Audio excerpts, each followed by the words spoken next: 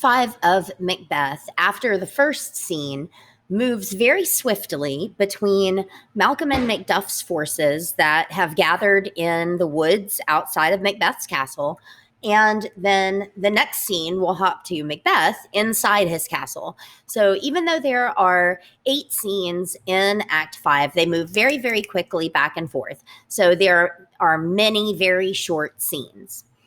So we are going to move through several of those in each video.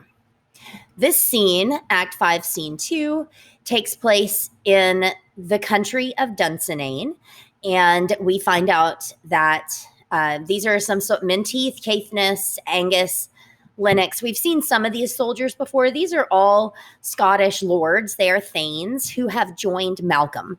So these are the forces that are going to fight against Macbeth. And they are going to talk about their battle plans.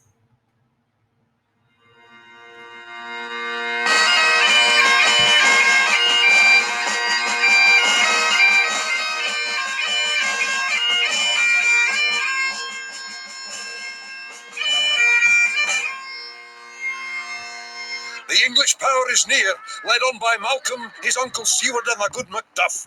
Revenge is burning them, for their dear causes would the bleeding and the grim alarm excite the mortified man. Near Burnham Wood shall we well meet them. That way are they coming. Who knows if Donald Bain be with his brother? For certain said he is not. I have a file of all the gentry. There is Seward's son, and many unrough youths that even now protest their first of manhood. What does the tyrant? Great Dunsinane he strongly fortifies. Some say he's mad, others that lesser hate him do call it valiant fury. But for certain he cannot buckle his distempered cause within the belt of rule. Now does he feel his secret murder sticking on his hands. Now minutely revolts upbraid his faith breach. Those he commands move only in command, nothing in love. Now does he feel his title hang loose about him like a giant's robe upon a dwarfish thief. Who then shall blame his pestered senses to recoil and start, when all that is within him does condemn itself for being there? Well, march we on, to give obedience where 'tis truly owed. Meet we the medicine of the sickly wheel, and with him pour we in our country's purge, each drop of us. For so much as it needs to dew the sovereign flower and drown the weeds, make we a march towards Burnham. So now you should recognize Burnham Wood from the predictions that the witches gave to Macbeth in Act 4. So pay attention to that location, Dunsinane Hill and Burnham Wood. How is that going to come true if it is? And so we meet some of the central players here. A couple of other things I want to point out is that according to Caithness, some say that Macbeth has gone mad, meaning crazy. And then I love this phrase, others that lesser hate him. It doesn't say those who like him. It just says those who hate him a little less say that it's valiant fury. So it is anger. So whether it's craziness or anger is that's kind of how they think Macbeth is doing. Angus points out that the people who are fighting for Macbeth are not actually supportive of him. They are being commanded. So the only people that Macbeth has left in his army, the only people that he has left to command are those who feel that they have to obey him, not that they actually believe in his cause or want to support him. And then we have these great metaphors from our bell work. Now he feels his title hang loose about him like a giant's robe upon a dwarfish thief. The giant being Duncan, that the thief of that robe, could never hope to fill it. All right, on then to scene 3. Now we find ourselves in Macbeth's castle. And I want you to listen to Macbeth's tone of voice in these scenes, or in this scene in particular. You can tell, I mean, we were just told that he is furious. And so now we get to see that in action.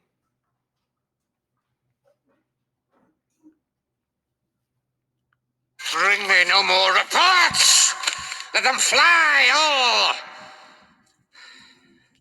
Till Burnham would remove to Dunsinane I cannot taint with fear. What's the boy, Malcolm? Was he not born of woman? The spirits that know all mortal consequences have pronounced me thus. Fear not, Macbeth. No man that's born a woman shall e'er have power upon thee. Then fly, false thanes, and mingle with the English epicures. The mind I sway by, and the heart I bear shall never sag with doubt, nor shake with fear. The devil damn thee, black, thou cream-faced loon, where gotst thou that goose look? There is 10,000 Geese, villain? soldiers, sir. Go prick thy face and overread thy fear, thou lily-livered boy. What soldiers, Patch? Death of thy soul, those linen cheeks of thine are counselors to fear. What soldiers, Wayface? The English force, so please you. Take thy face hence. Seaton! I'm sick at heart when I behold. Seaton, I say! This push will cheer me ever, or deceit me now. I have lived long enough. My way of life is fallen into the sear, the yellow leaf. And that which should accompany old age as honor, love, obedience, troops of friends, I must not look to have. But in their stead, curses, not loud but deep, mouth honor, breath, which the poor heart would fain deny, and dare not. Seaton! What's your gracious pleasure? What news, more? All is confirmed, my lord, which was reported. I'll fight till from my bones my flesh be hacked. Give me my armor. 'Tis not needed yet. I'll put it on. Send out more horses, scur the country round, hang those that talk of fear. Give me mine armor. How does your... So Macbeth has been told that the English forces that are marching against him have 10,000 men. And you can hear he's really clinging up here to the witch's prophecies to reassure himself that it's going to be okay till Burnham would remove to Dunsinane I cannot taint with fear.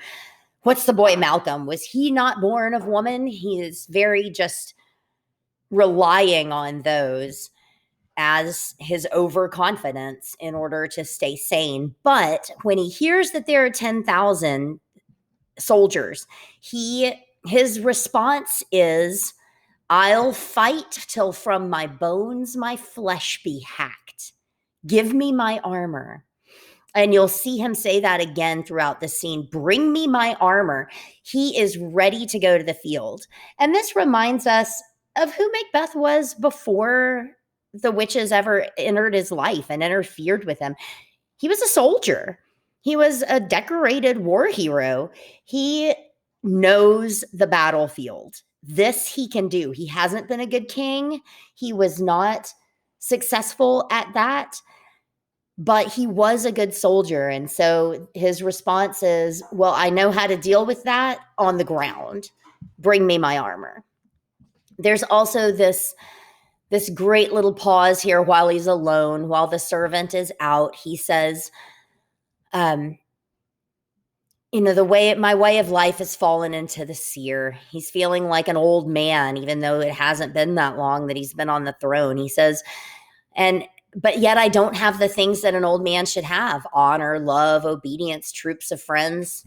I don't have any of that. He says, what I have is curses, not loud, but deep, meaning they don't say them loudly enough, but they feel them deeply. I have mouth honor. People they honor me with their lips, but they don't mean it. They say what they think I want to hear, but they don't believe it.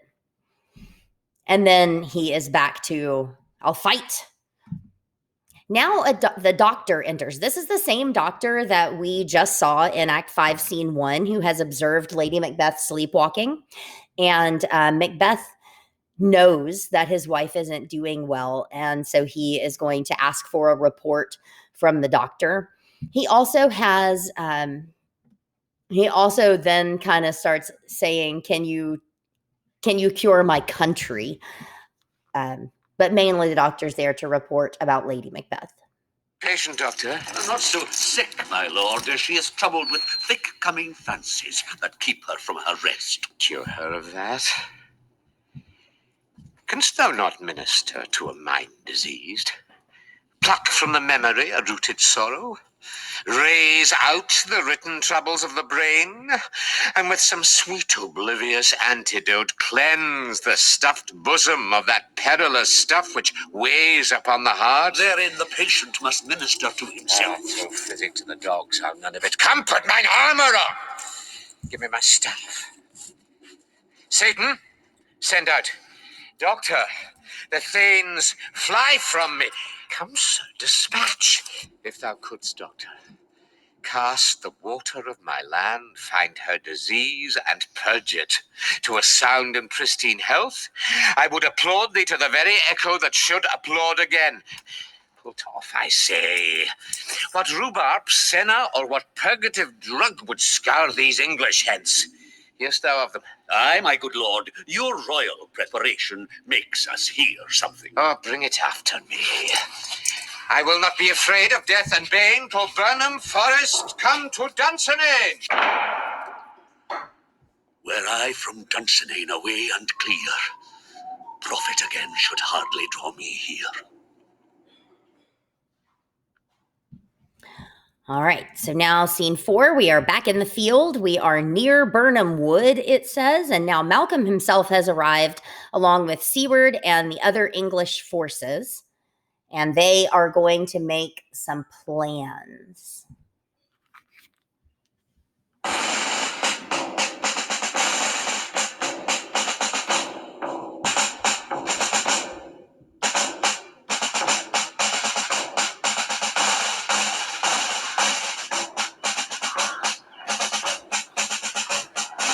Cousins, I hope the days are near at hand that Chambers will be safe. We doubt it nothing.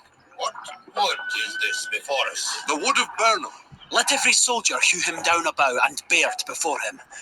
Thereby shall we shadow the numbers of our host and make discovery err in report of us. It shall be done. We learn no other, but the confident tyrant keeps still in Dunsinane, and will endure our setting down before it. 'Tis his main hope. For where there is advantage to be gone, both more and less have given him the revolt, and none serve with him but constrained things whose hearts are absent too. Let our just censures attend the true event, and put we on industrious soldiership. The time approaches that will with due decision make us know what we shall say we have and what we owe. Thoughts speculative their unsure hopes relate, but certain issue strokes must arbitrate. Towards which advance the war. So Malcolm explains here their plan. He says, let every soldier cut down a bough, a branch, and bear it before him. They're going to hold tree branches in front of themselves to hide their numbers. And then they are going to begin to march up Dunsinane Hill. So when Macbeth or his servant look out the windows of the castle, it is going to appear that trees are marching up the hill. Now to Act 5, Scene 5, where we will see the tomorrow monologue that we analyzed already in the previous activity. Macbeth is now making his plans for how he is going to approach the battle. Hang out our banners on the outward walls. The cry is still, they come. Our castle's strength will laugh a siege to scorn. Here let them lie, till famine and the ague eat them up. Were they not forced with those that should be ours, we might have met them deerful, beard to beard, and beat them backward home. What is that noise? It is the cry of women, my good lord. I've almost forgot the taste of fears. The time has been my senses would have cooled to hear a night shriek. and my fell of hair would at a dismal treatise rouse and stir as life were in't. I have supped full with horrors. Darkness familiar to my slaughterous thoughts cannot once start me. Wherefore was that cry? The queen, my lord, is dead.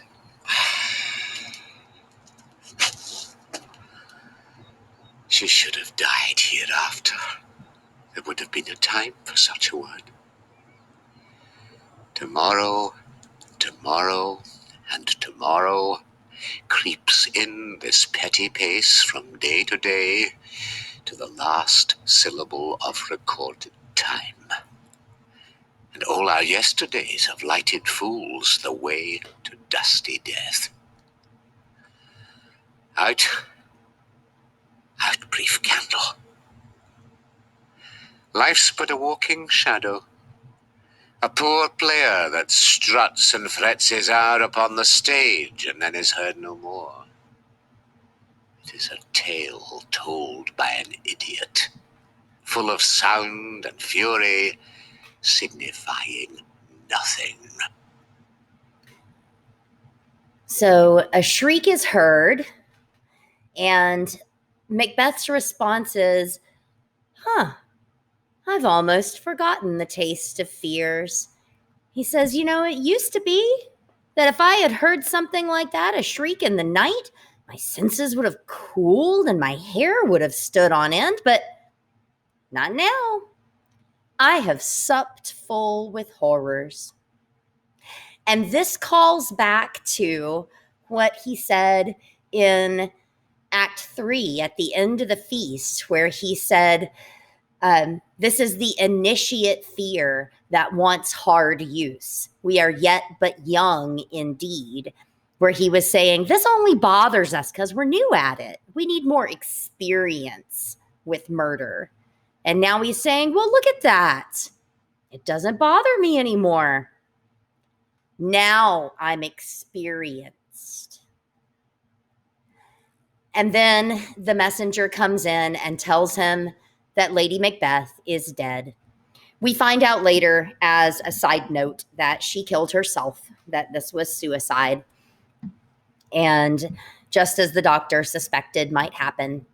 And so this tomorrow speech that we analyzed earlier is his eulogy, basically, for Lady Macbeth. He said, if she had just died some other time, I would have had more time to mourn her, but this is really all I have time for, are these 10 lines. All right, now a messenger comes with more bad news.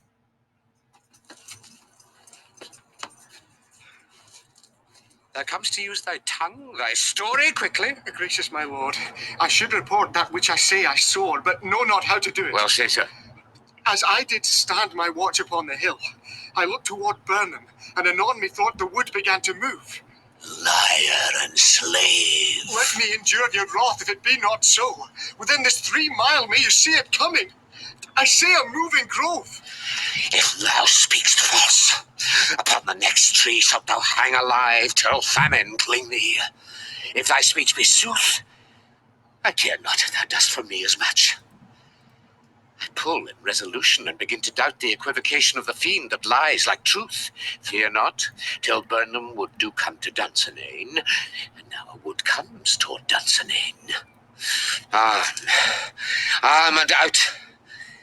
If this which he avouches does appear, there is nor flying hence, nor tarrying here. I begin to be aweary of the sun, and wish the estate of the world were now undone. Ring the alarm bell. Blow, wind, come, rack. At least we'll die with harness on our back. So Macbeth's response to the moving wood is, at least we'll die with harness on our back. Arm, and out. Let's take to the field. Let's go down fighting.